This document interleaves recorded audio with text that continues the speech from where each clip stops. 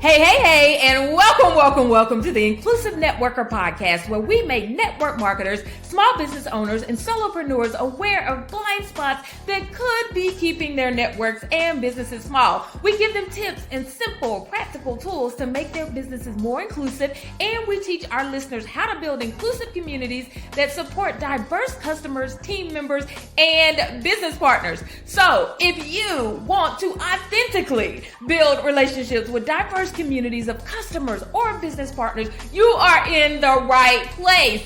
But be warned, you will be challenged, but here's the thing, you won't be judged. I'm your host, Dr. Raymona. I'm a speaker, coach, consultant, public health professor, wife, mom, and a fierce challenger of broken systems that keep people from reaching their highest potential. I'm so excited to be with you on your journey to becoming an inclusive networker. Let's jump right in. I am Dr. Raymona. I am your host, and I am honored today to have Tiffany Napper as my guest. So let me tell you about the fabulous Tiffany. Look, she was tired. She was tired of witnessing talented women put their dreams on the back burner, or worse, completely lose their spark because they were so far in the trenches. Tiffany Napper launched the Upleveler Society just because of that, right? A Nashville-based holistic business coach and decade-strong entrepreneur, Tiffany is no stranger to the ups and downs of entrepreneurship. But with 4 successful ventures under her belt, she now spends most of her days helping female founders sidestep years of struggle to build sustainable empires that bring them abundance and joy.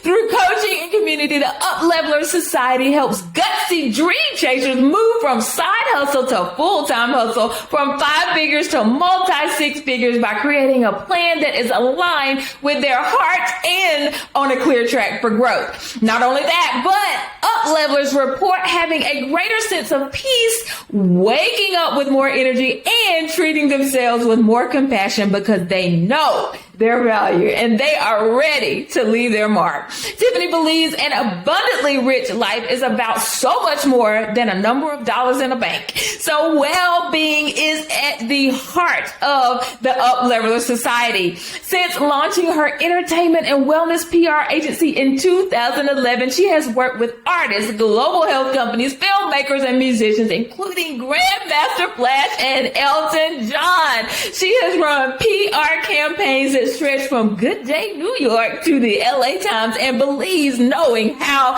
to tell a good story is at the heart of every success story. So Tiffany Napper, welcome to the Inclusive Networker Podcast. I'm so honored to be here. Thank you for having me. Of course. Well, let's just jump right in, and we are going to get started with the questions. So the first thing is just to tell us a little bit more. That was a fab bio, of course. But I want to know and tell our listeners a little bit more about your business and the main problem that you solve for your customers and clients. Absolutely. Yes. So I primarily work with creative women who have a business, but I like to say they typically didn't set out to be business owners, right? So they were really good graphic designers or photographers or florists, and then they just kind of stumbled into this position of being business owners. So that's where I come in. Oftentimes they're feeling overwhelmed or burnt out. They don't have good boundaries. They don't have good systems in place. They don't always know how to be a great leader. And I come in as a business coach to make sure that everything is kind of streamlined and like you already read, but hoping to just help them have more abundance and more joy as business women and as business owners. Yes, I love that. And that's how a lot of us come into this business world, right? We just kind of stumble upon things and we're like, wait, there's more. There's something else around the corner that I need to be doing. And we feel it down in the deep knowing, right, of ourselves. And so it's so great that we have people like you that are here to catch us when we're getting into that space. Yeah. Love it. So as you think about building networks and women coming into business, we are at this podcast thinking about how we're inclusive of different types of women, people from different backgrounds. When you're thinking about building with that woman who is trying to build a new business, what's one challenge that you faced, or either when, growing your network, or that you've really seen your clients face when growing their networks, especially if they're thinking about building diverse and inclusive networks? Sure. I think the biggest challenge I see over and over again is it's really fear. It's really fear holding them back and not allowing them. I use the term quite often to take up space. And what I mean by that is to kind of get out there and be loud and be proud and take up more space in the world, right? So the challenge I see quite often is that people are just kind of staying in what they feel to be their safe space. And what that's doing is it's limiting their impact, it's limiting their exposure, and it's limiting, their growth. So the challenge is really just, how do we get outside of our comfort zone? If I had to put it in a nutshell, I would say, how do we lean into the fear and still get outside of our comfort zone to take up more space, to meet more people? That's probably one of the biggest challenges I see. Yeah. So when I think about diversity, equity, and inclusion, and think about women and all of the things that we have gone through over years and years and years, we have often been taught, and it's been ingrained in us, to not take up too much space, not be too loud, and not to be these big business owners, that we have a lot of things that we have to take care of otherwise, right? That we need to be concerned about, and not be in these places where we do take up space, or when we did take up the space, it was looked at as something negative. And so talk a little bit more about that, like flesh that out for our audience, because I think that's such a huge point. Yeah. And that's why I'm always saying that, like, when you decide to go into business for yourself, or even if you're working in a corporate sphere, I was in the corporate world for 10 years before I became an entrepreneur. So I've experienced in both of those scenarios, but no matter what, like, when I always say, when you're advancing career, business, whatever, it's always going to be a journey in personal growth as well. So everything you're talking about is real, right? These are notions that we've been living under. These are stories we've been living under for a long, long time. So I can't just say to you, just go take up more space and think that that's going to do it.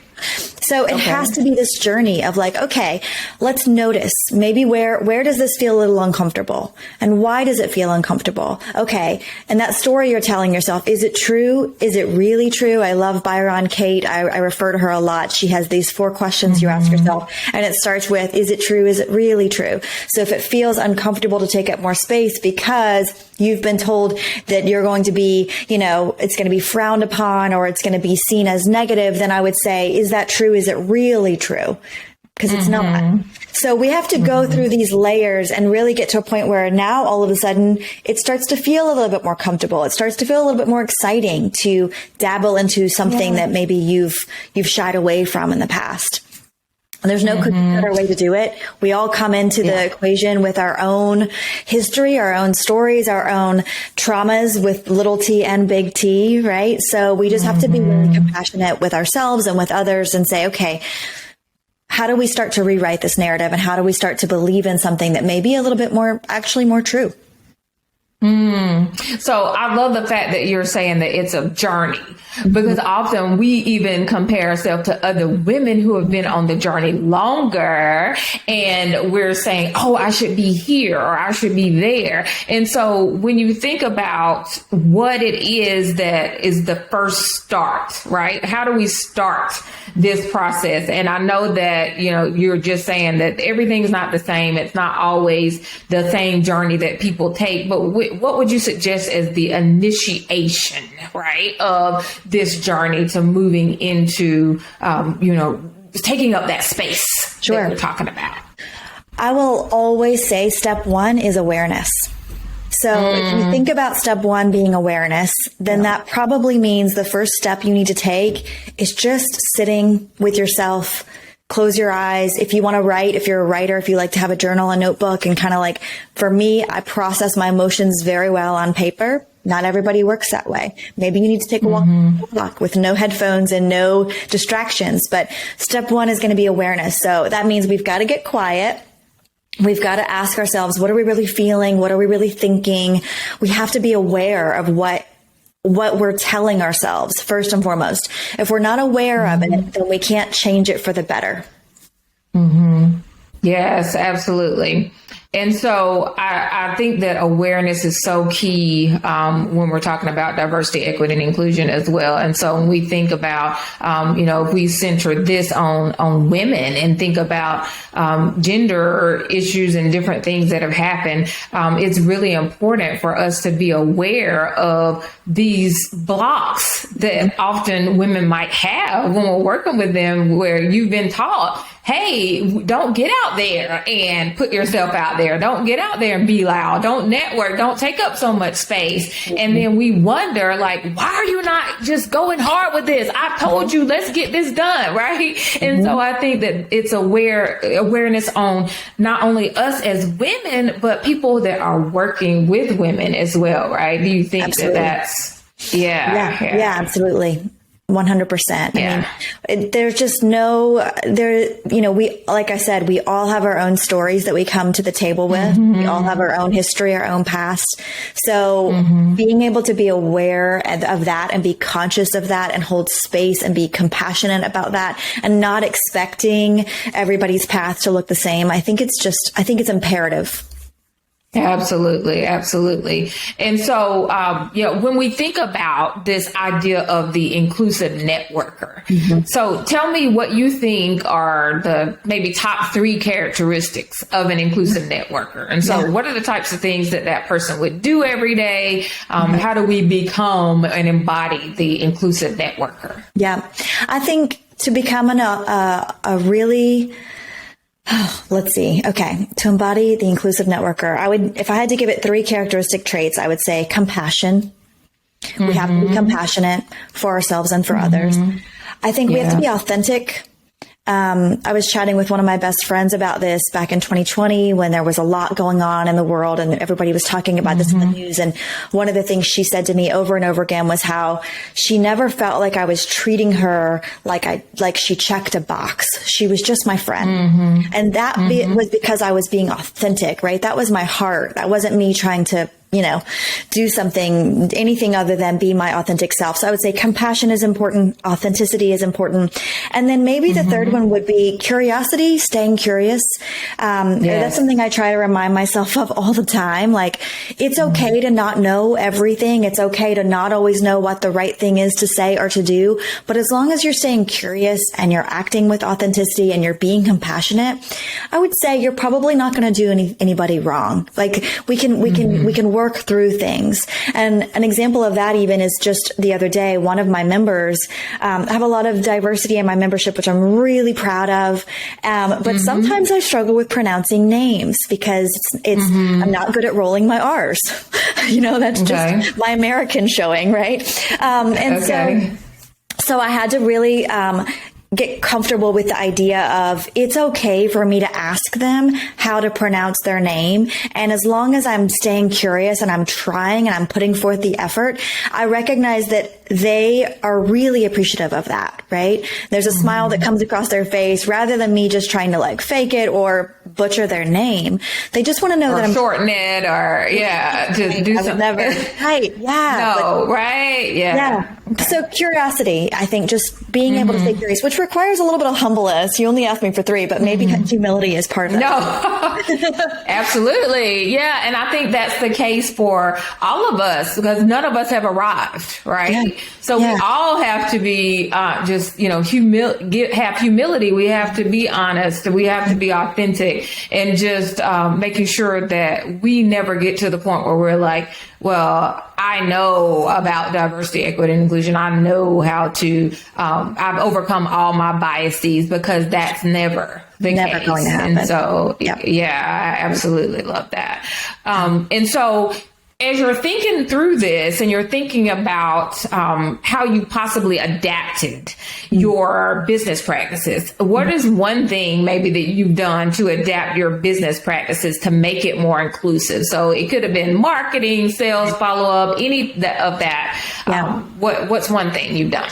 Yeah, marketing is probably the biggest. I became really hyper aware of the imagery I was putting out into the world and making sure that it wasn't a vanilla picture, and that it felt, if I wanted diversity in my network, I knew I needed to portray that back out into the world and make that really clear. So whether it be through imagery on my website or even captions on social media where I'm like, I see you, you're welcome here, right? Just becoming really much more inclusive in my language and in my imagery.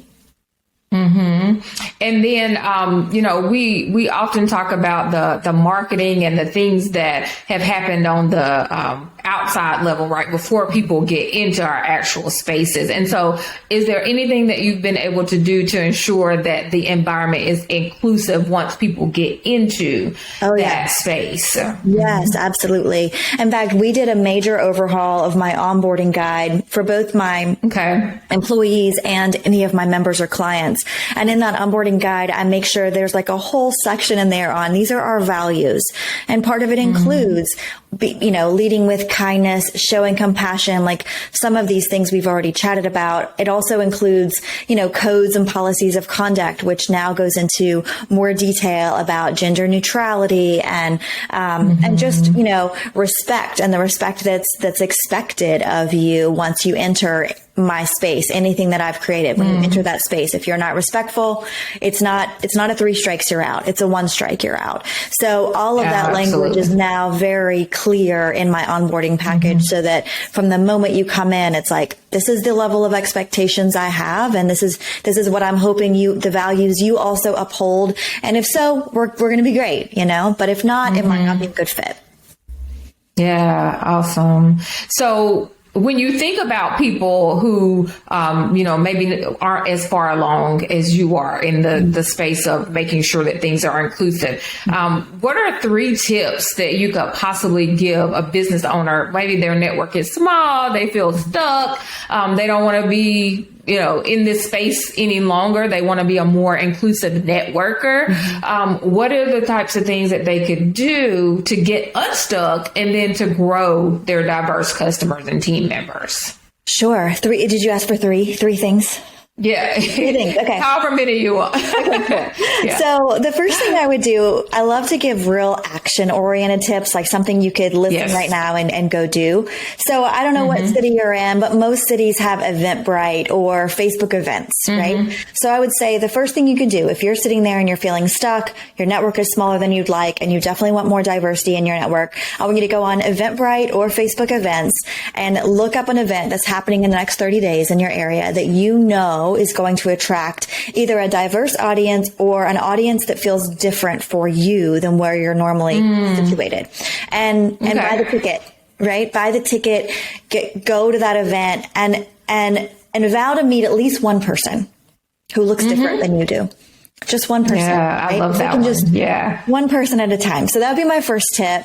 Okay. My second tip would be this, take that and then let's make that, maybe that's more of a personal event. So let's think business networking. So is there a co-working space in your area? Is there an entrepreneurial center in your area? Is there some sort of community of people that, again, maybe are different from your typical demographic that you could go do a drop-in rate at a co-working space? And while you're there, of course, vow to introduce yourself to someone who doesn't look like you, right? Yeah. Be open and have those conversations. And then the third one is probably what we already said, but like, if you want that, you have to be leading by example. So your next Instagram, caption or post, take a hard look at what image you're putting out into the world and make sure it reflects what you want to be attracting. And if it doesn't, make a couple of changes there. Yeah, I love those. Those are so good. And as we're saying, these are super, super actionable steps that we can all take, and we can start to grow our networks and start to learn different language, learn how other people interact with the world. And I love that you said people that don't look like you, but I want to add the people that don't think like you, right? Because often people look like us, and especially on social media, right? There are people that might look like us, be in the same groups, but they have a totally different thought process. And there's so much conflict and so much struggle, especially in the media and on social media. And so, because people have different thoughts. And so learning, right, even in their own family, how do you work with people who don't have the same thought process, the same political views, the same backgrounds as you do? And so I love that. Love it, love it, love it. Yeah. Yeah. So as we move forward and we think about how we can interact with you, Tiffany, what is your next big project? How can it help our inclusive networker audience? What are some things you have for us? Yeah, so I run the Upleveler Society, which is a mentorship program for creative women, and we welcome everyone, all shapes, sizes, colors. Please come and join us. I'm really proud of the community we have there, and it really is a safe space. I do protect that for everyone there, and it's there for you if you already have a business and you're trying to get to the next level. You need to learn how to increase your sales, elevate your marketing skills.